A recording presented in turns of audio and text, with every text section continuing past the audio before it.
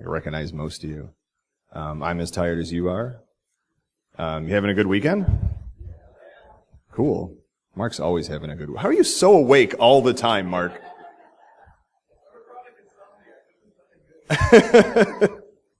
He's always like wide awake, but also always has sunglasses on. So I'm going to do a talk here on my history of hacking. This came out of being harassed a lot after I became a penetration tester, where people asking me, like, how'd you get to be a pen tester, man? I want to be a pen tester. Like, what should I do to be a pen tester? And my answer was always something like, well, you got to start hacking cable in 1986. So, like, do the time machine thing. Because everybody thinks that, like, well, these days they think, like, oh, I'll go to college or whatever, or I'll get my SANS certification, and then I'll go be a pen tester. It's not really an entry-level job. It's kind of like how you can't just, like, go to school for astrophysics and then go be an astronaut. You have to be a Navy pilot for 20 years and then apply to be an astronaut, and then they only pick 7 of them or whatever. It's kind of more in that realm, and granted, there's way more of a need for pen testers than astronauts. But you get the point. And so my thing was like, look, I've been doing this since I was a real little kid. Like, I've just been into hacking and actually doing hacking. I don't know if that's the proper verb usage. Doing hacking? Anyone? And so I threw this together because I would like rant at people about, like, man, back in my day, this was what I was doing. What were you doing, man, when you're CNC? And so this is going to be a fun, like, trip through my life. It's all just autobiographical fun crap. And so feel free to heckle, laugh, ask questions, throw a hand up. It's going to be a good time. So, who doesn't know me? Anybody know me? 2 people do know me? Okay. I'm Johnny Christmas. I am a GIACG pen tester. I have my CISSP. Thank you. I'm a pen tester for a company called Red Leg International. We're kind of just like a boutique, all the way around security firm. Anything you need security-wise, we can pretty much provide it, with the exception of having somebody come to you and do the work for you, as in, like, do their mediation for you. I get asked that one a lot. Like, can you also come here and fix that then? And I'm like, no, that's why you have the people that you hire, that you give this thing to tell them what to do. And they're like, we don't have anybody who knows how to do that, and that's why you found all these things. And I think that's why a lot of you are here, because you want to be at least the people that can fix all of the things that I broke. So yeah, I promise you, there's tons of work out there for you guys who are looking to do that. I personally am proud of my incredibly seriously vicious phishing campaigns. I hit people where it hurts. I get like 70+% click rates through my phishing campaigns. I get in a lot of trouble for them. I get companies' legal departments mad at me. I get companies' HR departments mad at me. Because I do things like send out notices that the company is canceling its family medical plans. Click here. Or we've unfortunately, due to last quarter's earnings, had to make serious modifications to our company bonus structure. Click here to review. Like anybody here who does phishing or plans to get into phishing, like, money and family. Those are the 2 things, like, everyone cares about. That's everyone's hot buttons. And the idea with phishing is, like, you want to evoke an emotional response so that they make poor decisions, like clicking on the link. And so money and family, pro tip. But primarily I rob banks. I have a lot of financial and medical clients. And don't put your money in a bank. That's all I can tell you. Your money's probably safer in a mattress, like it was in the 20s, than it is in the banks. These numbers are probably pretty low now. But speaker and trainer, I've been doing this since a lot for the past 3 years. But the first time I ever spoke at a conference was 2003 at Freaknik 8. Who even knows what Freaknik is anymore? Does anyone know if Freaknik still exists? Was out of Tennessee, I think. So I've been at this forever, as we'll get into. Who remembers the 3D printed TSA keys leak? Probably everyone in this room. That was a big deal. That was me. I was that guy. the team of other people, but I've been featured on Ars Technica, Gizmodo, Wired, Boing Boing, Fox News. I did do Fox News with no pants on. So I pulled the Dave Kennedy, and you put the big suit on and a tie, and you get it all presentable, because they just do it all over Skype now, and then you just leave your pants off. So I've been on Fox News pantsless. It was a good time. Hanging out with a band called Cruciform Injection now. You could find us on the YouTube and probably other places. And I was Time Magazine's Band of the Year 2006. Go ahead, look it up. I'll wait. One thing I did in this presentation is I put like a lot of little like links in here, which you obviously can't click now. You can try if anybody wants to come up. But I'll have the slides posted on my GitHub, and you can go through, and there's like a lot of rabbit holes for things that I just did not have the time to get into. And so I put links to like cool, like you guys can play the home game and see what I was talking about. And so I'll point those out as I go along. Yeah, you should absolutely trust those links, because it's got information about our new family medical coverage plan, and you need to make sure that you get your forms submitted on time. Because a sick kid's an expensive kid. See, I don't even have kids, but I know that would be a good joke for you guys, because you know that sick kids are expensive kids. What's it? All kids are expensive kids? Especially the ones I sell. Yeah. All right, why don't we start the video now? Oh. All right, good. Cool, thanks.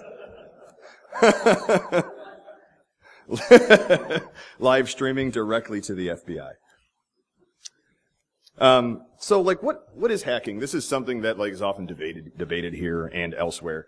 And hacking, I subscribe to the old school definition of hacking from, like, when I was growing up, which was, it's the uncovering and dissemination of previously unknown knowledge. Basically, figuring out how things work.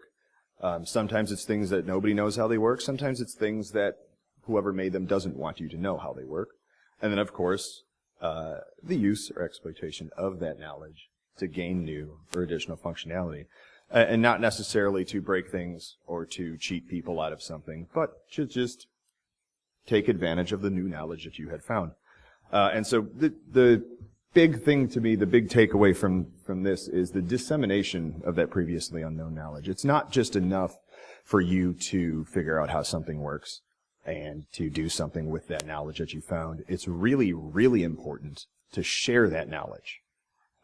And I would hope you would do it freely. I'm a big fan of just releasing everything for free, doing things to help the general public, because knowledge yearns to be free. So whenever you can't find out how to do something online, you've been Googling forever, even if it's just the dumbest thing, you can't figure out how a library works or something, and you finally figure it out, make sure you put that information out there somewhere. Don't be that dude on Stack Exchange who's like, never mind, got it. And then I Google for it and I find it and I'm like, cool, bro. And it's like 6 years old and he doesn't respond. Like, come on, man. So like, make sure that you're posting information somewhere. Like, have a blog. Like, if you got nothing else, have a blog. And even if you only post on it every 6 months, because that's the only time, like, you find out new knowledge, put it there, because then I'm going to Google it and find it, and it doesn't matter when it was posted or how often, like, how popular your blog is or whatever. If you helped one person through that same situation, like, if you had done that in person, wouldn't you feel real satisfied? Someone came directly to you, and you're like, dude, no, I know how to fix that. Check this out. And you show them, and now they know. And even though there's only one person, you're like, yeah. That's what your blog's doing, and it's unfortunately, like, a lot of times people who go to your blog and they see that, they're not going to like send you an email like, hey, thanks for that. But you helped them. And it worked, and you just kind of have to assume that you were helping people. But trust me, like, I find out info on people's blogs all the time, and it's often like they'll post the error message they had, and it's the same one I'm seeing, and they're like, here's how to fix it. It's not in the documentation. So please, like, make sure you're disseminating this knowledge freely. Even if you think, like, you're nothing and your knowledge is nothing. That's patently untrue. So let's start off about this was the first form of hacking that I could remember. Like, my earliest thoughts in life was cable TV piracy. And we're talking analog cable TV piracy because I was born in the 70s. And I distinctly remember when analog cable TV came around. I watched the first MTV video broadcast. It was mind-blowing. It was probably like how people felt in the 60s with the moon landing. It was just crazy. We had all the family around the TV, and we turned it on, and we just sat there, and they played Video Killed the Radio Star. And it was the weirdest thing anyone had ever seen in their own home. Because music videos were even weird back then. And did you know they're still making music videos? That's a thing. They're on the YouTubes now. Yeah, like MTV had like the Video Music Awards again, and I was like, what are those for? No. MTV does not show music videos. Well, that I know of. I don't. Who's got cables? MTV still show music videos? Yeah? Or are you sure that's not just like a really complicated, like, ad for some ad for a DVD of old music videos? All of your favorite hits from the 90s. It's just an infomercial. They fooled us all. So who knows who the character in that little square is? Oh, that's cool. I think that's like the most people I've ever had recognize that. Inside this country, which is really funny. Like I did this talk in Canada and there was like 600 hands. Like, it's Max Headroom. I don't know if it's because he was British or what. Also Iceland, like immediately knew Max Headroom. Iceland also knows all about analog cable TV hacking. Even though they have never had analog cable TV in their country. Like, everyone there knew what I was talking about. Like, oh yeah, we knew all about that. And they were like giving me tips on it. Who knows what the screenshot's actually from?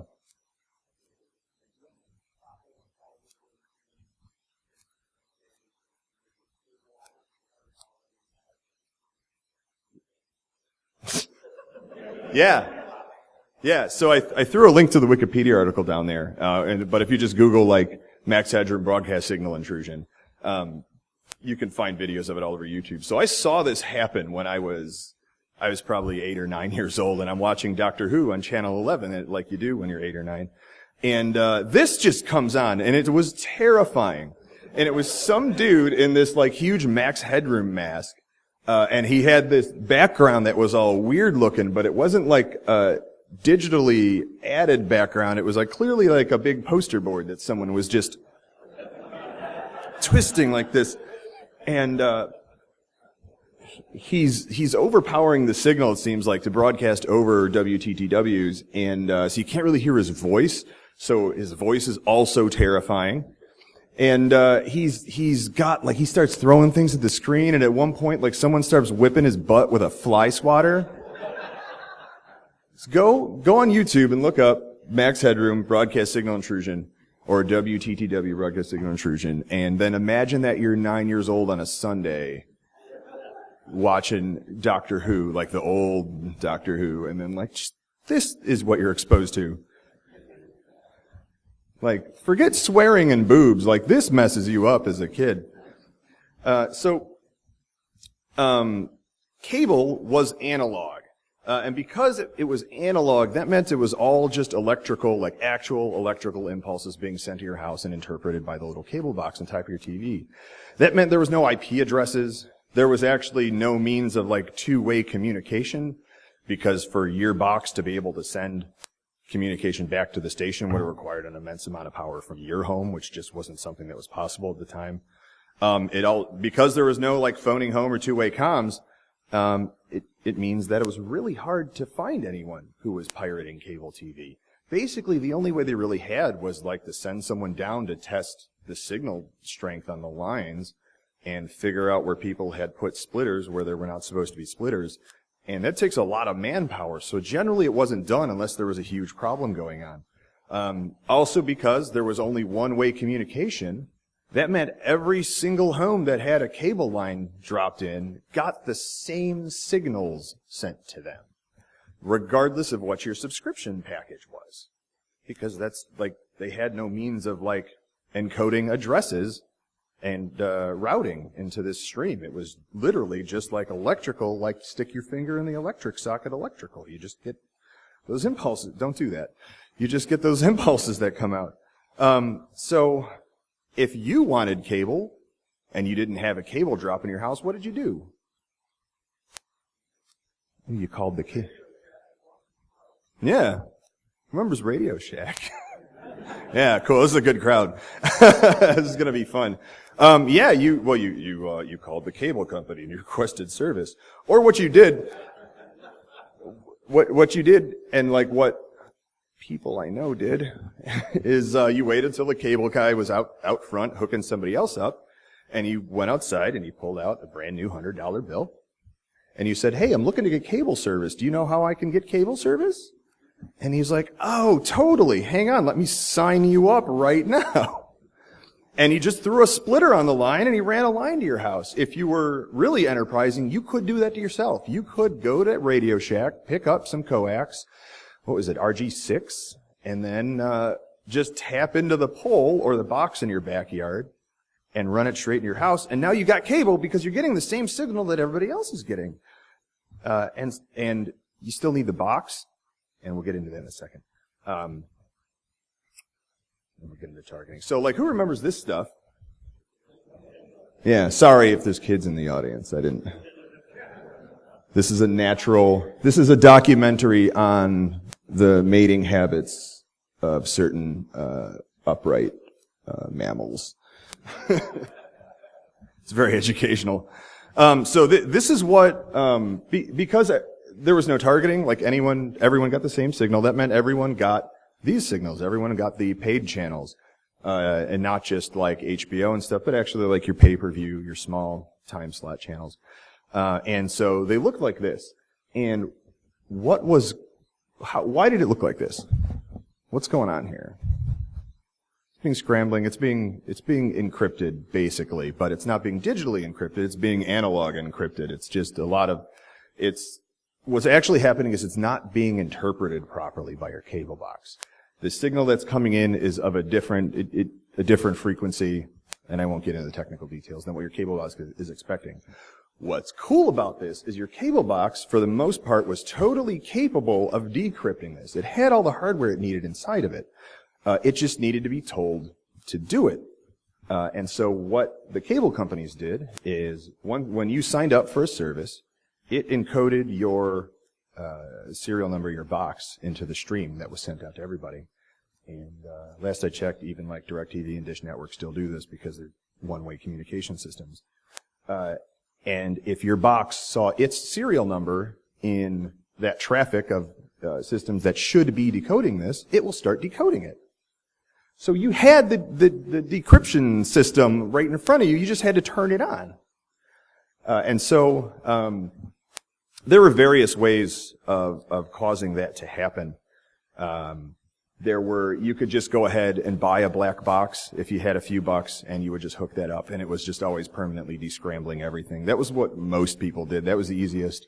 You could buy these on what was effectively Craigslist back in the day, the back page of the newspaper, the want ads. These people were just selling. They called them black boxes. And they were making bank off of these because they would also set them off to only decrypt specific frequencies. So you would have to buy a black box just for HBO, just for Showtime. And because they would actually just take the hardware and tweak it down to only do that. So you had to give this guy like $100 per black box, or you could build it yourself. Like I said, it didn't actually descramble anything. It just tells the main box to do it. Another thing that people would do, which was really cool, I put the wrong text in there, but they had these bullet protectors, and they called them bullet protectors because they were about the size of a 50 cal like sniper bullet. But they were shaped like a bullet, and you would just screw it into the back of your box, and then you would request like a trial service, or you would request one pay-per-view or something, and so it would it would allow in the start descrambling signal to come to your box with your box's serial number on it. But when the cable company would send out the notice to your box to stop descrambling for like these serial numbers, it would absorb that specific signal and just convert it to heat and blow it off, and it would never actually enter your box because it was analog, and that's how that worked. And so your box would basically begin descrambling everything and never receive the signal to stop descrambling. And now you've got HBO forever as long as that bullet protector's on there. Who remembers doing that for like, I want to say early 2000s, when you would get internet and you would order just internet and they'd put this little like bullet-shaped thing on the line, and if you disconnected it, you could get free basic cable? That's what that was. That was a bullet protector that the cable company was actually using to deny you television service, because they had to provide you that basic analog signal in order for you to get internet. And so if you wanted just internet, they actually had to give you basic cable and then put this little thing on your line that converted all the cable signals to heat. And so if you just go in your box and just unscrew this and put the lines back together, you get free cable. So this is what a lot of people I knew were doing back in the 80s. And they were having trouble hunting these people down because it was a rampant problem. Like, cable TV piracy was huge in the 80s. There were some numbers I read that said basically most people who had cable TV in their homes between like 1986 and 1990 were not paying for it. Most. The majority of the people you are providing service to are not paying you for it. So it was a huge deal. And so they're like, how do we crack down on these people without sending a truck and a dude with a signal meter down every line in America? The biggest problem they were having was people was stealing pay-per-view. And so they're like, let's start with targeting the pay-per-view people. And they did this really cool, I call it a canary thing, and it may not be the proper term, but Mike Tyson was huge in the 80s. He was around like at the height of Mike Tyson's career, 80s and 90s. Like Mike Tyson was before Michael Jordan. He was like, everyone knows Mike Tyson. You don't have to be into boxing. You know Mike Tyson. You know his record. Everyone wants to watch him fight. So whenever there was a Mike Tyson fight on pay-per-view, it was like $1 trillion, and like one dude on your block would get it, or one dude in your neighborhood, and everyone would go to his house to watch the Tyson fight, and it lasted 8 seconds because it's Mike Tyson fight. And you lost $1 trillion. And so, like, a lot of people, of course, don't want to pay for that. Like, it's expensive, but I gotta watch Mike Tyson. What am I gonna do? Well, I'm gonna steal my pay-per-view, because my buddy has this thing, and he gives him free pay-per-view, and here's how we're gonna do it. And so, using the thing I just talked about, where you get the start descramble, but you don't get the stop descramble thing, what happens if there's a pay-per-view broadcast, and then it ends? What do you see on your TV after that pay-per-view broadcast ends? Normally. I should probably tell you, because this is a long time ago. You would get just kind of like a scrambled signal or snow or something. It would be a scrambled signal of color bars usually, because there was nothing being broadcast at that time. So you would get start descrambling, you'd get your Mike Tyson fight. Soon as it's done, you get your stop descrambling, and you're back to this. So if you never get that stop descramble signal, what you're going to get is just like color bars, because there's nothing on the channel at that time. So what they did to catch these people is broadcast something during that color bar period that the people who were permanently descrambling wouldn't know wasn't supposed to be seen by anybody. And what they did is they offered everyone who ordered the pay-per-view, the Mike Tyson fight, that was watching it illegally, a free Mike Tyson autographed trucker hat, which was awesome. Everyone wore hats back then, and everyone wanted a Mike Tyson hat to show that they got the Mike Tyson pay-per-view. And I saw the fight on TV, and I got an autographed hat for Mike Tyson or whatever. So the FBI, working with the cable company, set up this sting operation where, like, once the stop descrambling signal got sent down, and anybody who had legally paid for the pay-per-view was now seeing this again. Anybody who was blocking that stop descrambling signal would get a standard-looking infomercial for a Mike Tyson trucker hat that's like, hey, thanks for ordering. We're going to send you your free hat. All you have to do is call this phone number and give us your name and your home address. And it's free, and it's right to you, autographed by Mike Tyson. And so effectively, you know what happened. Everyone called in and said, hi, I'm stealing cable. Here's my name and address. Do you need anything else? Where's my hat? What's that? No, there was no hat, it turned out. Right? Yeah, like, come on. Let's at least play fair. If I'm gonna go to prison, give me an autographed Mike Tyson hat. So the guys in prison know that, you know. No, it's cool, man. I like Mike Tyson too. And so but they weren't looking for the people who were actually stealing. They were looking for the people who were selling these boxes. And so what would happen is you get a call from a Fed a few days later and be like, hi, this is, Agent so-and-so at the FBI. I have a couple questions for you. And they'd basically scare you into telling them where you got the box. And they were just cracking down on these guys who were making these boxes. And eventually, they did crack down on a lot of those guys, and they also, and it was just dudes in their basement who were making these. It was definitely like Mark said, you run to the Radio Shack and buy some parts, you could easily build your own. They also found that, all of the cable boxes, just to get basic cable, were being sold by the dudes, like I said, who were running the trucks, the cable installers, and you could just give them $100 because none of those serial numbers were tracked.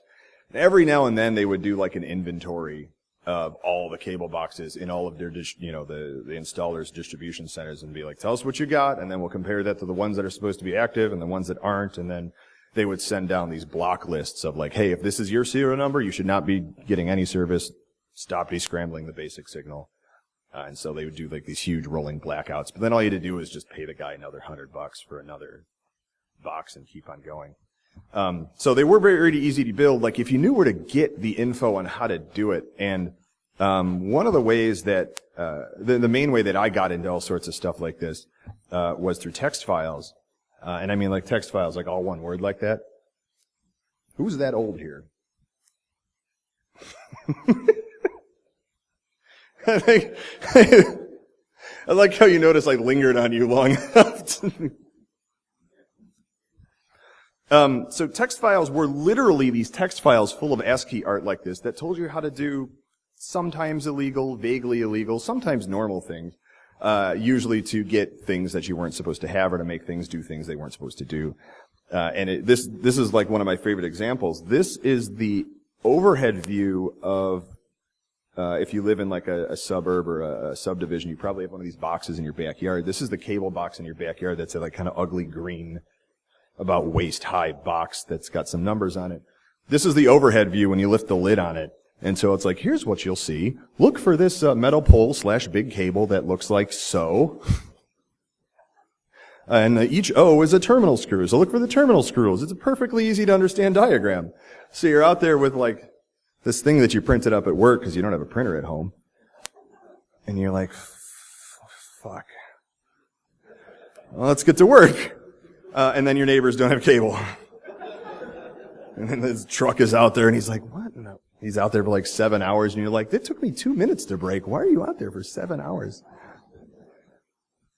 And so like these text files you would find were on not even the predecessor to the internet. Like I call it pre-internet or proto-internet. It was on these systems called BBSs or billboard servers, bulletin board systems, which were systems in people's houses. They were standalone servers. It was usually also just their home computer. Most people did not have a second computer because you couldn't afford a second computer just to dedicate to this. It usually only had one modem, which means it was one phone number, which usually means it was also the dude's phone number. And so sometimes you'd call, like you'd go to dial into the BBS and you hear your computer go, hello? Hello? And then you'd have to pick up your phone and go, oh, I'm calling for the BBS. And you go, okay, call back in 5 minutes. And he hangs up the phone because then what he's doing is he's running the phone line over to the server, plugging it in, and like he's rushing because he knows you're going to call back. And then you call back and you get that fax machine sound. And I can say fax machine sound because I just found out fax machines are still in heavy use. So that's a thing. Jason Scott, if anyone knows Jason Scott, like archive.org, textfiles.org, that guy, he's got a really, really, really, really good, really long documentary called BBS. And it's all up on YouTube. But I recommend you guys throw him a few bucks and buy the DVD set because he does a lot of incredible work. Pen testers often use his stuff a lot for OSINT because he archives the entire internet. He just backs up the internet. I'm almost positive he runs the Wayback Machine. But also archive.org. Anytime I find floppies of old stuff, I send it to him, and he rips the floppies, he figures out what's on them, and he catalogs it properly. Please stop sending him AOL CDs. He's good. So like other things you found on these BBS servers was lists of other BBS servers, because you needed a phone number to call. And it wasn't like you pull up the yellow pages and then just like look for BBS server and be like illegal. I'm looking for pirated software. That's this phone number. So these lists of phone numbers to call were just distributed around other BBS servers. You'd find your piracy hacks. You'd find your telephone company hacks and scams. This is probably the golden age of like telephone hacking, like post Blue Box, post Captain Crunch. Like you could steal all telephone service all the way through the 80s and early 90s. The Anarchist Cookbook. Who has the Anarchist Cookbook? Who's seen it? Who's read it? Who paid for it? All right. It's funny.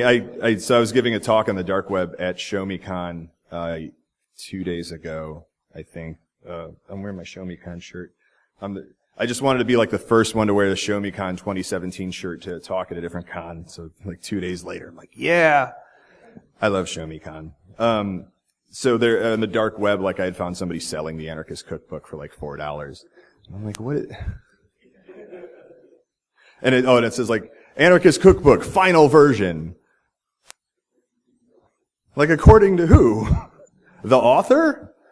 So don't pay for the Anarchist Cookbook. Those who don't know, the Anarchist Cookbook was pretty much just like, it was a manual for how to be a terrorist in the 80s.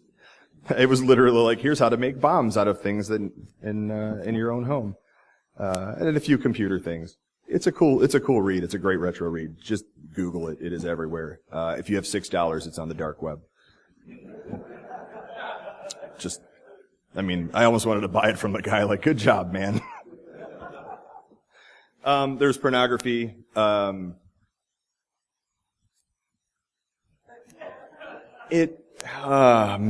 that was a long night. Like, you're talking like 9600 baud, which is, I don't know what fraction of like, what's the standard megabit for a cable connection now, 32? Like, no, this was like one low res, like 8-bit color image of what may have been a woman. And just, you'd like go make a sandwich, come back and forget what you're doing, or you leave it up and you go get a sandwich, and like, then forget what you're doing and go do something else. And then like your mom walks in the room and the image is like done downloading, but you had long since forgotten you ever even started that. And then you're like, oh, viruses! Shut it off. There was info on hacking BBSs. So like you could go on a BBS and then find text files on how to hack that BBS. Because there was a lot of people who were just like not really sure what everything was, but thought it was cool, wanted to do it, and so they would just clone a lot of the documents from other servers and just put it on theirs. Maybe vet what you're doing. Wares, which was like pirated software basically, but not always. Sometimes there was a lot of freewares, a lot of sketchy stuff people had written. There was text files on exploits. And look at the exploits I list in there. SQL injection, cross-site scripting, phishing tactics. Now I'm talking like early 90s probably down here. And this is stuff we're screwing with now. The number one security problem on the internet right now is SQLI. In 2017, SQLI, like the thing we freaked out about like 5 years ago and stopped doing and like learned how to code properly to get around it. That's been around since then. Like, since SQL basically was being used for web pages. So maybe like mid-90s. But, yeah. And then you get like your more offensive software like wardial.exe. And this is one like, if you had a BBS, you had wardial.exe on it. Like this was like, it came with like your BBS install kit. It was like, here's your first offensive software. Use wardial. Threw a link to textfiles.com down there. So let's talk about wardialing. Who knows what movie this is from? War Games, right? Got Eric excited. So I can just go over to here. Yeah, so it's named after the movie War Games, and you were usually dialing into a mainframe with it. So like that's why they called it war dialing, because who hasn't seen War Games? All right. So this is for you. Okay, all right. We're not all good parents, Haya, and that's fine. It's totally fine.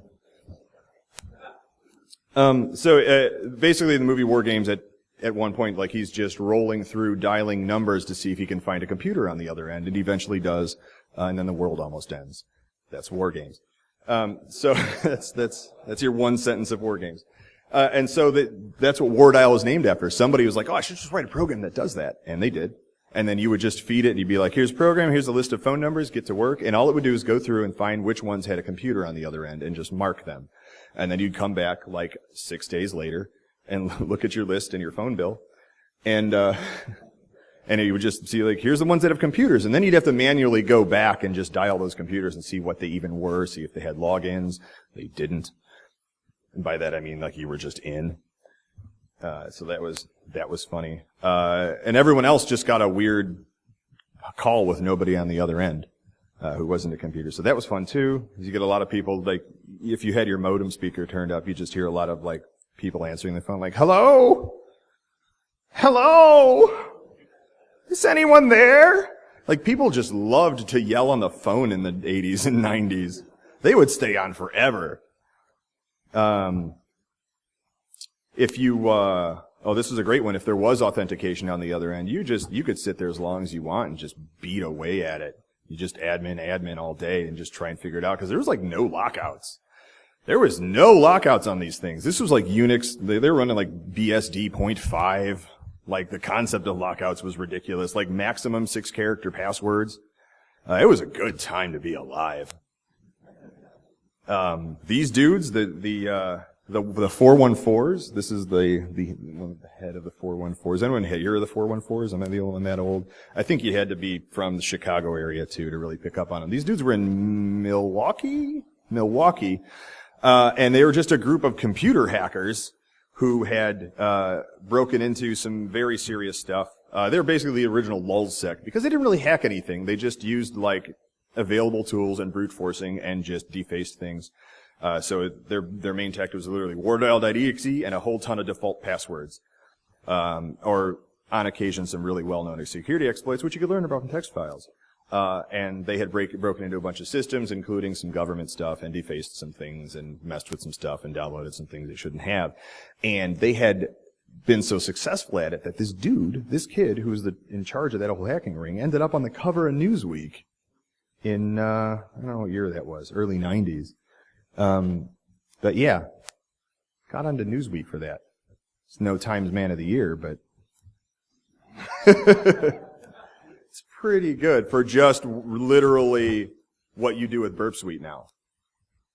So let's talk more about the pen testing in the 80s. There was really no LANs, no private LANs. There was no NAT at the time. Nobody had firewalls. Barely anyone had switches even. There was no like layer 2, layer 3, anything. So everything had a public IP. So if you knew the public IP address, and this is, of course, we're talking about like when the internet actually started to become a thing, everything had a public IP. And if you knew the IP address of that box, you could get in. And this is like company servers that contain your PII, your HR data, your, maybe HIPAA data, your sales data, financial data, like everything had a public IP. And so if you knew it, you could start talking to it. SSH, over SSL, SSH didn't exist yet. SSL over Telnet, which was something similar, didn't exist. It was all plain text stuff. Every server ran FTP. That's how you transferred files to those servers, was FTP all day. FTP to its public address. So, and FTP ran as root, because that's what everyone did, because that's the default install and it worked. And why am I going to screw with this if it works? Just leave it alone, right? So like, what does this mean? Who's a pen tester here? Or who likes to do things they shouldn't? So like, here's your clues. So every server out there is running FTP, as root, and encrypted communications don't exist yet. What's the plan? What's the attack path here?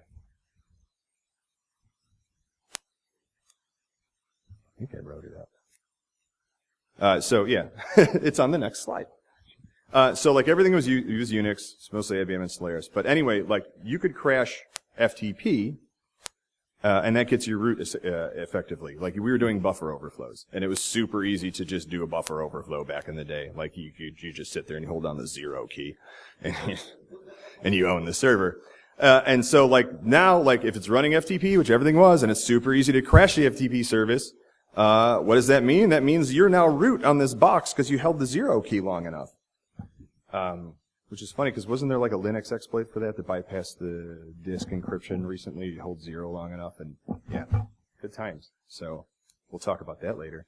And then, because there's no such thing as encrypted communications back then, you'd fire up TCP dump and just wait for everyone else to try to log in, and just grab all their creds and then spray and pray those creds everywhere else. What was funny is you'd only capture like 6 credentials because everyone on Earth used the same 6 credentials. There was admin, password, admin. Oh no, sorry, password was too long. You only had like 6 characters to work with, so it was like 1, 2, 3, 4, 5, 6. Samsonites.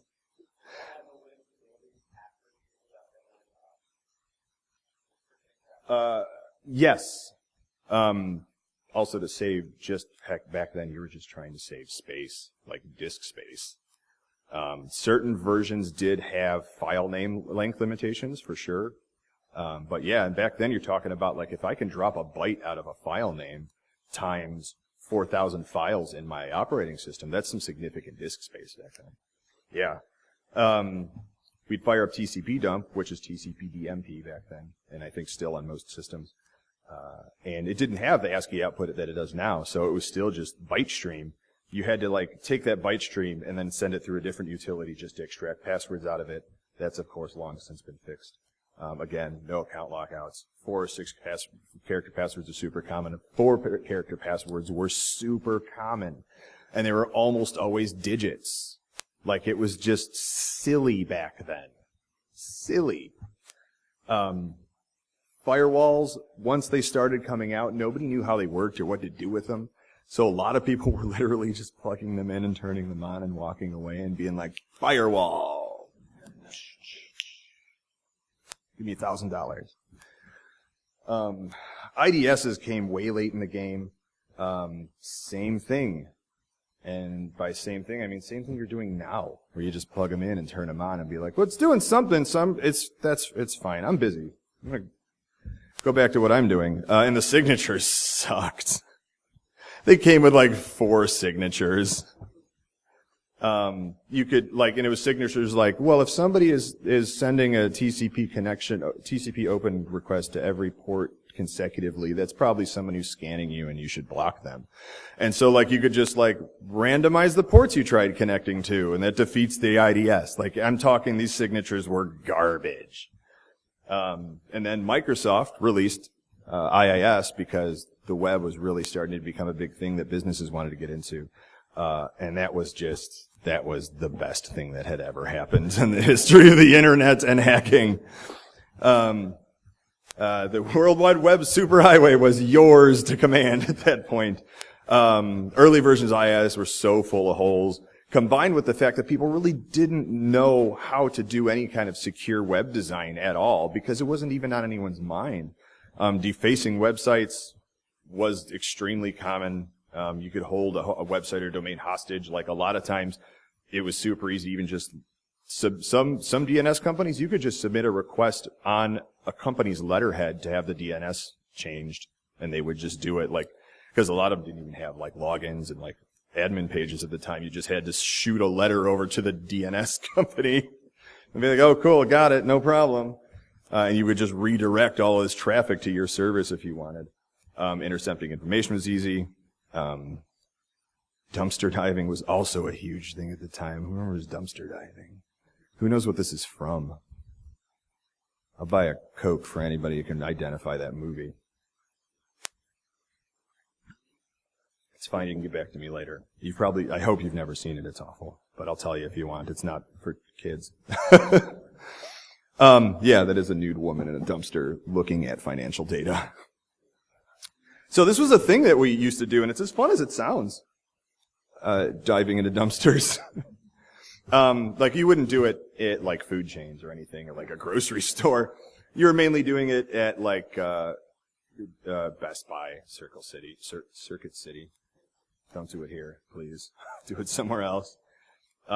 Basically any stores that did a lot of credit card processing and had a dumpster. Anybody work retail in the early mid-90s? Run a cash register? Do you remember? Oh, yeah, what happened? So you remember the old imprint machines? Who remembers those imprint machines? What happened with those papers? Like, what happened with the company end of those papers? Yeah, he threw them in the trash. Who remembers running a register back in when you had the automated swipers, but you would close your till out and you would get that 400-page printout of every credit card you took that day? Yeah, and you would flip through this. I mean, I worked at, I'll call out Walgreens because I know they don't do it anymore. So at the time I worked with Walgreens, you get this 400-page printout and it had like all your transactions for the day, including all your credit card transactions, which listed the credit card information, like the full thing, everything right on that page. And all you would do is flip all the way to the end and make sure the 4 numbers all the way to the end matched up with what you're supposed to have, and you would take the stack and you would put it right in the garbage can. And then some guy would come around every night and take that garbage can and he'd put it in the big garbage can in the alley. And then I would come back and empty the big garbage can into my pickup truck. And this is back when, like, all you needed was a number and an expiration date. Like, there was no CVV. Like, this is pre-CVV. Like, the dudes like the people I know are the reason that CVV was invented. Hi, Amanda. Coming in? Just like looking at the backs of people's heads? Me too. Yeah, so, just like the dark web now, like, as long as you had a credit card number, you could order anything you wanted off the TV. The TV was like your personal dark web. The TV or the back page of the newspaper, depending on how alive you needed your things to be. And then you would just send them to any kind of place that couldn't be tracked to you, such as your local abandoned house or house that was being built on your block. Like huge housing expansion in the late 80s and early 90s. Everyone had at least one house being built on their block. And so you would just put down that address, and UPS would be like, YOLO. Box goes here. Yeah, and there's your, as seen on TV, piece of crap you bought, but you didn't pay for it, and so everybody won. Like if you needed the new Dorf DVD. I was hoping the Dorf joke would land. Who remembers Dorf? Don't look that up. It's a waste of your day. So then we started to have this like rise of hacker culture. Now that we had an easier means of communicating, the World Wide Web is a thing. We started to have our own forums that were being hosted on servers that we had obtained. And so there were a lot of people who wanted to get into it, just like a lot of people want to get into penetration testing now. And so there was like the old school pen testers, hackers who had been doing this forever, mad at all these young kids coming in who don't know what they're doing. And you would start getting a lot of names being thrown around. White hat and black hat was something that allegedly had started at the NSA sometime in the mid-90s, but definitely had quickly leaked its way into the hacker underground usage. So like those two terms have been around forever. They're not actually like vendor terms that people think they are. Back in the day, hackers were the good guys. Hackers were the kids in the movie Hackers. Like, hackers were the guys who were just trying to find out how things work and how to spread that knowledge around. Hackers were the guys that were on the first slide of my deck. They were the ones who fight for the users. And sometimes, yeah, they would, like, take down evil organization websites or hack into, like, financial companies and stuff and kind of do that anonymous thing where, like, really, I think they broke in and then just invented a reason for it later, like Anonymous does a ton. But the bottom line is, like, the hackers were the good guys at the time.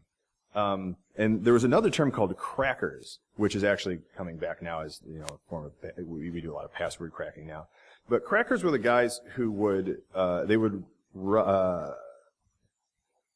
bypass, protection mechanisms and software. They were the ones who would write your keygens. They were the ones who would do the garbage stuff, like use really easy exploits to deface a website. Just like generally be assholes to everybody. They were the virus writers. They were the ones who would steal info and then use it for extortion purposes. Like, those are the crackers. And the hackers hated them for obvious reasons. It gave the hackers a bad name. I put a little rabbit hole here. The IETF what does that stand for? Internet Something Task Force. Internet Engineering Task Force actually has an RFC with the definition of hacker and cracker in it. It's right there. It's actually an IETF RFC. And so there was a big war with the hackers against the crackers. And it came to a head around Y2K. It kind of started to get a little blurry. You wouldn't dare claim to be a hacker at all, ever, around Y2K. It's a great way to get yourself doxxed and hacked. Nobody called themselves a hacker. Everyone else was a hacker. You'd be like, don't fuck with that guy, man. He's a hacker. But you never called yourself a cracker. It was like, oh no, man, I just screw around with this, or I really just play around in this realm. I'm not a hacker, man. Because as soon as you went on any of the forums and like, I'm a super elite hacker, like they immediately tested you with the fullest of their force. Like anyone calling themselves a hacker was immediately a target by the actual hackers trying to stop all this new blood from coming in. At that point, crackers were only focusing on writing key gens, and password crackers, things like that. Who remembers Loft Crack? That was a big utility that came out a little bit before this, from the Loft group, Loft Heavy Industries, I believe is what they called themselves. Loft Crack was still, I took a SANS course like 3-4 years ago, and they still used Loft Crack as a utility in there, and I was like, this is still valid? Somebody had recently sent Jason Scott, the archive.org guy, a floppy disk they had found that had Loft Crack on it, and had big wealth on it. I was like, that's neat. But nowadays, like, it's kind of all the same. Nobody really uses cracker now as a term at all. The hacker term is used to describe anybody ever who knows how to use a computer, or doesn't. Anybody who just can touch a computer is a hacker now.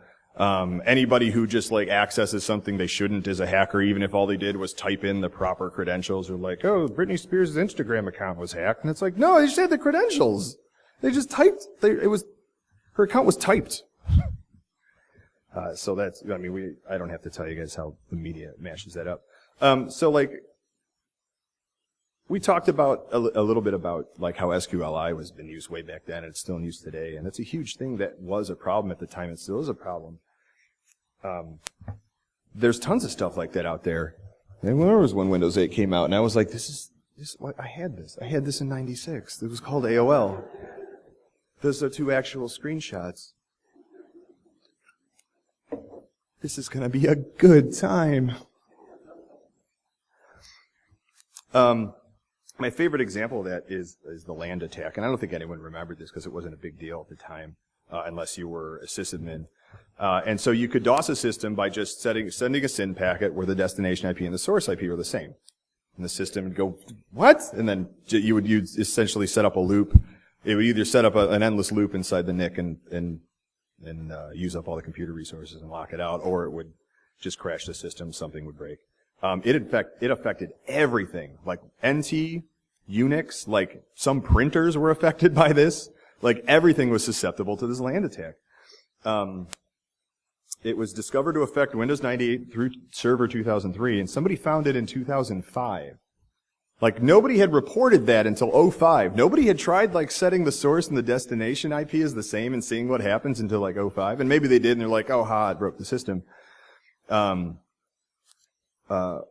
What was really funny about it is it had been found once, and everybody patched it. All these operating systems patched it. They're like, okay, fine, we know why it's caused it. We'll make sure that doesn't happen. When they were, the reason it affected server, I think it was Server 2008, was found to be susceptible to it again. That was the next one, right? 2012? Anyway. The next version was found to be susceptible to it, and somebody had like sent a message to the Nmap mailing list. What's the Nmap mailing list called? SecList? That one, I can't remember. So, saying like, hey, I'm seeing this weird thing. If I set the source IP and the destination IP, this happens. You guys seeing this? And then somebody came back and they were like, dude, that was a problem from like years ago. And they went in, and everybody tried it, and everyone's like, yeah, this is locking my system up. This is a total like super easy DOS attack. You could just spray across the internet and mess a lot of people up. Holy cow, how did this get out? And like, how did it happen? And we patched it, and then it got out again. What's going on? And so years and years later, so Microsoft did fix it anyway, and it's all fine now, but years and years later, they put it, one of the guys who worked on it at Microsoft put out this cool blog post where he was like, the way it happened again was, we were looking at the old O3 source code and seeing what can be migrated over to the new versions and what should just be dumped and rewritten. And one of the devs found this commented out section that was affected by that flaw. But he didn't know that because there was no comment above it saying, holy crap, don't ever uncomment this. And so he's looking at it and he's like, no, that makes sense. That's a good line of code. This is a good idea. Why didn't somebody comment this out? Why did somebody comment it? So he uncomments it and he's like, let's test it out. And they all tested it. He's like, yeah, this works. We're cool. All right, cool. We're done. So like you just uncommented it and this like ancient piece of source code from like Windows fucking NT ended up in like Server 2008, and we had this whole problem all over again. And that reminded me of this quote from a SANS instructor, Tim Medine, who's a really cool guy. When he teaches his pen testing class, he's like, "Do you wish like you could still use an old exploit like MS-08067? Like, do you miss those days? Just wait, just hang out. It'll all be valid again."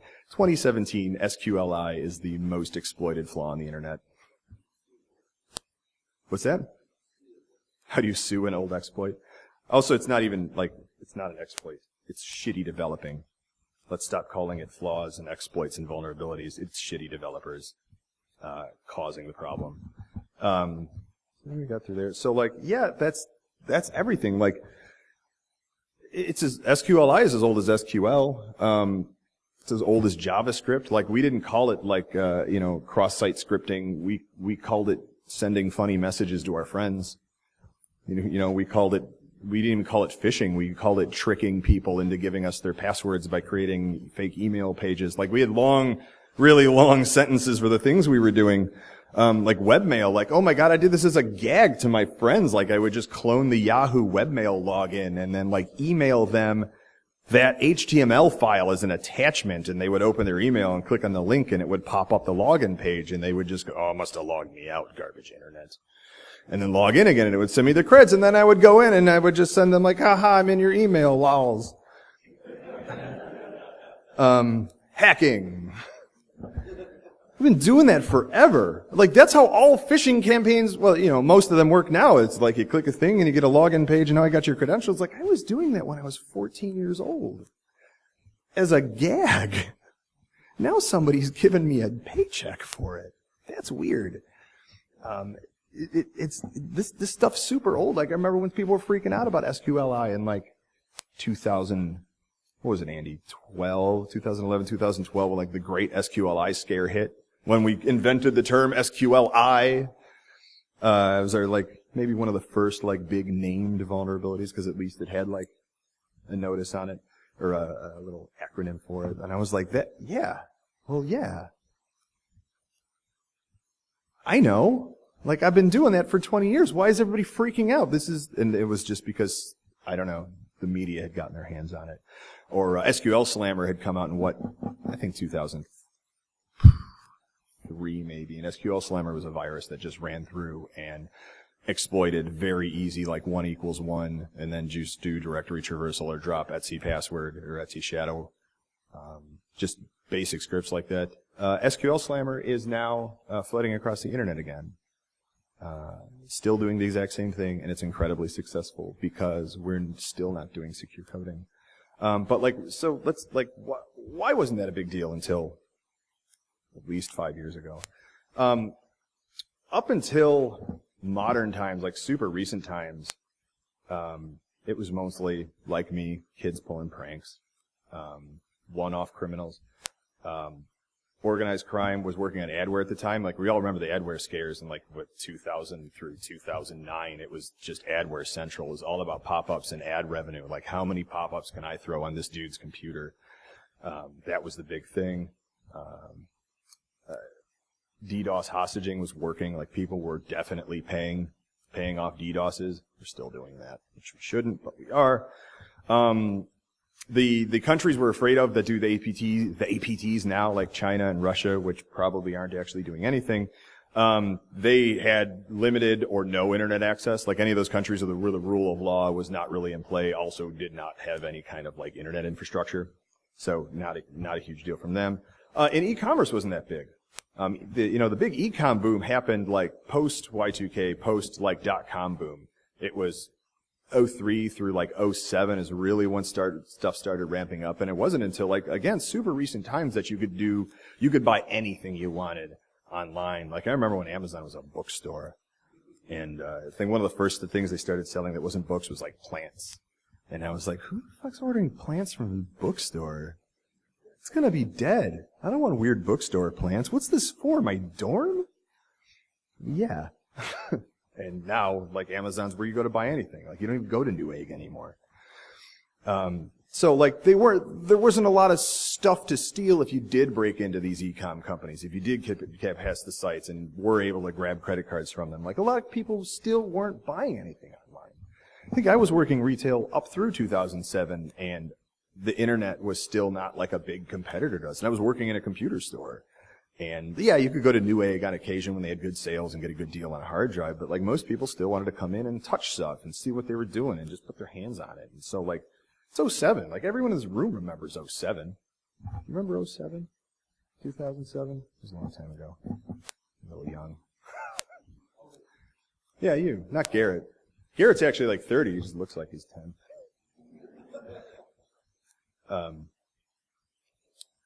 Yeah, so that wasn't a big deal. The word cyber had not been really applied to this yet. It wasn't a marketable term that we could use as a vendor to scare the shit out of anybody with a C in their title. And it's just nobody gave a crap until then.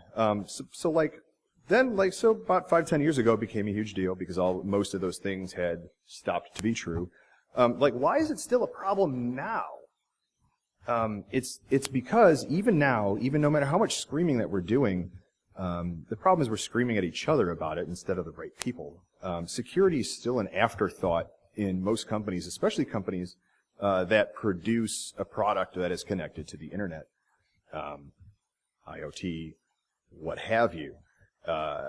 What happens most of the time is we create a product, and not just a physical product. Sometimes it's a software product. I think most often it's a software product. And then if you're lucky, it might get tested to be secure. So they go, here's the finished product. Can you guys please test this finished product, this finished black box product? I work for a security, pen testing firm, and we get asked that all the time. They go, hey, we got this application. Can you guys test it? And then we go, yeah, do you want to do a secure code review too? That's X amount of dollars, and we'll also go step by step through the code and make sure you follow all the best practices for that. And they go, no, just test the app. Okay, that's not a great idea, but like that's like the best case situation in most places. And without I can do a pen test on an app, and I can spend 80 hours on it. I'm never going to give it a 100% clean rate because there's no way you can do that. Like there's always a chance that there's something I overlooked. There's always a chance that the 10 people you paid to look at this overlooked the same thing 10 times. Because it might be something super obscure that's super hard to exploit, but you got a 1 in 10 chance of it working, and someone's going to figure that out one day, and then you're screwed because you didn't have anyone actually look at the code. And then speaking of the code, we're not having our developers learn secure coding. Like we were for this brief period. Everyone was all about it. PCI requires it. Requires secure code training every year, I believe, or 2 years. But it requires the most basic of things. Like I worked for a company where your secure coding training was like we ran you through WebGoat. And then told you how to sanitize input, and that counted as secure development training. It was like a 1-day class we did. And so we freaked out when SQLI came around, and everybody started talking about secure coding practices. And then we just stopped somewhere. 2-3 years ago, I don't know if everyone just got burned out on it, or we said, okay, cool, everybody knows, we can stop talking about that and pretend it was never a thing that happened, like Germany does with World War II. No, those were dark days. We lost a lot of the records, but it's fine now, don't worry. Cause now, like I said, for the 6th time in this talk, SQLI is the biggest problem on the internet right now as far as security bypasses go. This was the one thing that started the whole let's yell about secure coding practices was SQLI. Why? Why? I don't even have a rest of that sentence. I'm just angry. Why? Well, how do we allow this to occur? The Internet of Things is like, of course, overall the worst offender. We all joke about that. Like it's the new butt of every joke. You could just go, oh yeah, but IoT. And then everyone laughs like no matter what the situation was. Go, oh yeah, my refrigerator's on the Internet. Ah, you're right. We're all gonna die. This refrigerator's gonna mine enough bitcoins to buy a nuclear weapon. And then it's just gonna push the button. But good on it, because I would too. If we ever hit that point, that's what needs to happen. Just scorched earth policy. Start over. So like the big problem with the Internet of Things is so I was talking to somebody on Twitter who would hit me up and was like, hey, I found a flaw in my rice cooker. And it's not even funny. Like, it's a valid sentence. That's very much a thing. He said, I found a flaw in my rice cooker. And then I commented, that's a funny sentence. And he goes, here's the thing. Can you confirm, is this legitimate? I'm like, yeah. Oh, yeah, that's a problem. And it basically allowed, if I recall, once the rice cooker was attached to your LAN, you could connect to the rice cooker, and then you just had full LAN access. And I'm like, yep, that's terrible. And so he hits up Black & Decker, who had made the rice cooker, and they said, yeah, that's terrible. And so long story short, Black & Decker is like, but we didn't make that board that's in there. Like, we'd have to get new firmware from whoever made that board for us, which is Company X in Taiwan. You go to Company X in Taiwan, and Company X goes, we made that board 6 years ago. Like, we're not making new firmware for that. Like, you guys can do a recall and buy our new boards that don't have that problem. But I'm not going to take my resources to code firmware from some board from 6 years ago that you guys bought. And that's the problem. Like, that's why we don't see a lot of this IoT stuff being fixed. Like, who's the FOSCam? Like, the FOSCam cameras, it's like every 6 months they got a new one, and it's got the same freaking flaw in it. Like, there's unauthenticated RTSP, so you can just watch everybody's video feeds. And hard-coded passwords, like, they've been doing that forever. And that's not getting fixed. And it's because, like, there's no secure coding going on in any of these IoT plants, because a lot of it is industrial engineers who learn just enough coding to be able to handle the next wave of electronics, which is electronics that have built-in CPUs. They sure as shit aren't learning secure coding. They barely learned C. Like, they're not going to learn the nuances of C and to be able to handle, they're not going to learn security things like, hey, you shouldn't allow this thing full LAN access, or you shouldn't allow people who connect to get LAN access through it. No. This is a guy who designs PCBs who happened to learn C. And so that's the whole IoT problem, and I have no solution for that other than just yell at them to do secure coding. And I hope that's working, because, like, the whole thing about yelling about IoT is, like, the big thing right now. And it worked for SQLI until we shut up about it. So maybe just don't shut up about IoT. I think we have to just keep complaining and keep making fun of it and stop buying it. And, the upside to living in a capitalist society, at least, is that we get to vote with our dollars, and I think a lot of us forget that. So vote with your dollar. Stop buying this crap. Tell your friends to stop buying this crap. Stop buying this crap for your parents. That's what I see everyone doing. Like, I never put this fucking rice cooker in my house, but my mom really needs a rice cooker. She's old. Nobody wants her data. She still sends emails with like 16 colors in them. Says, please forward to Jim, haha. And so a lot of that also just comes from us, like, we need to push our products to market as quickly as possible to get ROI and all the money we spent on development. And this has been a problem forever. This is my favorite example of this is Bluetooth. Like, who remembers Bluetooth in like the early 2000s when it was like the most exciting garbage technology that had ever ever existed? Bluetooth was the old IoT as far as like cool idea, awful implementation. It did, like, there was all kinds of compatibility issues. You had a new version of Bluetooth out like every 4 days, and you had to like look at the box and be like, all right, this Bluetooth receiver works with version 1.2 and 1.4, but not 1.3. I have this headset as a 1.3, but I can flash it, and then it will work with 1.5 and 1.6, but not 1.2 or 1.4. Fuck. And then they would take it to the retail store I worked at and be like, make these things work! And I go, I can't. It's Bluetooth. Stop with the Bluetooth. Just use the wire. You're right there. You're right there. I still use wired headphones. You're right there. It's like we have these watches now. Everyone's got their like connected watches. Who's got a connected watch in here? Yeah, but one of those you didn't have when you came to this conference. Good work. That's how you own a watch. You just take it. And like, we've all these connected watches. Like, your phone's in your pockets. Like, we are too lazy now to, like, do this. Oh, my phone. It's in my other pocket. Why doesn't women's clothing have pockets? Yeah, forget this talk. That is a huge problem, and I'm not even kidding. As a man who has the...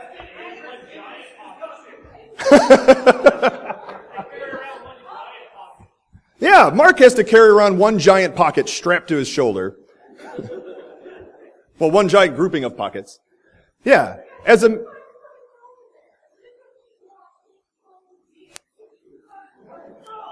This is valid. I hope the audio picked that up. That's completely valid. That's to reiterate for anyone who didn't hear, women have to wear connected watches because their clothing does not have any pockets and they don't know where their phone is in the one giant pocket they're required to carry around. Why doesn't somebody tell me why women's clothing doesn't have pockets? Let's go. IoT? Ah, it's funny because IoT. Go higher. That was, nailed it. Oh, shit. He marked my phone. Yeah, so anyway, we all want these things as soon as possible. We want them to work as good as possible, of course, but we're willing to have them work okay if we can get them faster. We have to have a new iPhone every freaking year. We have to have a new Android version every 6 months. And we're always mad because nothing works quite right. Like, at least Apple, like, everyone makes fun of Apple. They're like, oh, their crap's a year behind, 2 behind. Like, Android had that 2 years ago. What the hell? Yeah, I had an Android 2 years ago. It didn't fucking work. Yeah, it had NFC 2 years ago. You ever try to use it? No, you didn't, because nobody ever tries to use NFC. But man, you bragged about having it. And then once Apple got it, like, everybody forgot NFC was even a thing because it's a stupid garbage technology. It doesn't work. But man, we gotta have these things out now. And if we don't get it now, we'll buy it later. But the manufacturers don't hear or see that. They don't believe it because, I mean, especially as a manufacturer, like, you gotta get that phone out, especially in the Android realm, before somebody else gets that phone out. Like, Google's got to get that Nexus out before Samsung gets the Galaxy S20 Extreme out. It's got a curved glass, this curved screen. It goes all the way to the back, and it's just you could read the news like this. Yeah, right. And it's slippery. It's like a bar of soap. It's just a frictionless. Yeah. Well, it's just don't drop your phone. You don't know that. So, yeah, everyone drops their phone. We still don't have phones you can drop. It's like 2017, everyone drops their phone, and we haven't even figured out that bit. Like, yeah, we had phones you could drop in the 90s all the way to like 03. When did Nokia stop producing those bricks? Yeah. They still do? Oh, I gotta go to the store. I gotta wrap this up. Yeah, so like we're stuck in this realm of, like, as consumers where we need everything immediately and we don't care if it doesn't work great. Stop buying things that don't work great. Be patient. That was really distracting. And go back to your companies and yell at the right people. Don't yell at your own team. Don't complain to each other. Don't come here and give a talk like I'm doing to a bunch of people who know all of these things already. Don't come to this echo chamber and tell us, oh, we gotta focus more on secure coding. Who here didn't know that we need to focus on secure coding? Like, yeah, the developers. Are there developers here who are embarrassed to raise their hands? You knew, though. That's why, yeah. Everybody give it up for Eric. He's definitely a developer. This is your first InfoSec Con? This is his first Information Security Con. And he's looking for work as a developer. He makes maps. And he came here to learn more about security in general because he knows that that's a critical part of developing anything. He's coming to InfoSec Cons to learn this stuff. Everyone else here is coming to hear the same stuff they already knew or maybe learn how to hack a Toyota. Which is like, that's neat, but what are we doing? Take this information that you're learning here or that you've already learned here 10 times over, make sure it gets to the people at your company who need to hear it. Make sure that you're doing something in the culture of your company to push forward secure development. And like, so even if you don't make software applications at your company, like you have websites, you have people in your company probably who do web development. And once again, SQLi is the biggest problem on the internet. So it's not like you have some like low amount of resources to be able to like train these people on how to do it. It's like, just sanitize input. Like, that's the fix for SQLis. You just sanitize input, and then we're done here. But that's being forgotten somehow. And so I don't know if we have started resting on our laurels because we're all like, oh yeah, we work in InfoSec. We're so cool. We make so much money. Everything's the best thing ever. And we're getting lazy. Like, we still have jobs. We still have to go to work, and we still have to make sure that things are secure. And that's not just a matter of like looking at the logs every day and then typing it and setting alerts for people doing wacky things. Like, there's this whole other half of the company we're forgetting, which is making sure everyone else is being secure. Like, we'll do our user awareness training for like anti-phishing and stuff, but we won't do user awareness training for our devs. Like, we'll do the minimum required for PCI, which is like show them how to use WebGoat, and then leave. And it's just not happening. And we're not having penetration tests done on our applications, especially not on our intranet applications. Nobody is pen testing the stuff inside their LAN. Like, they're only spending that money on stuff that's internet facing. Meanwhile, like, I'm using NSA exploits to break into your company like nothing, and then I'm in, and then you have like 600 vulnerable intranet sites where I can suck out every last piece of PII that has ever been attached to that company's name since 1997. Because SQLi. So start focusing on that, please. Thanks a lot, guys. I'm Johnny Christmas. If you want to hire me to come screw up your LAN, I'm always available. There's our website. You can hit us up. Shout outs to BurbSec. Go BurbSec. Yeah. And there's my GitHub where you can find the slides and talk to us. So thanks a lot for coming, guys. I hope I yelled at you enough today.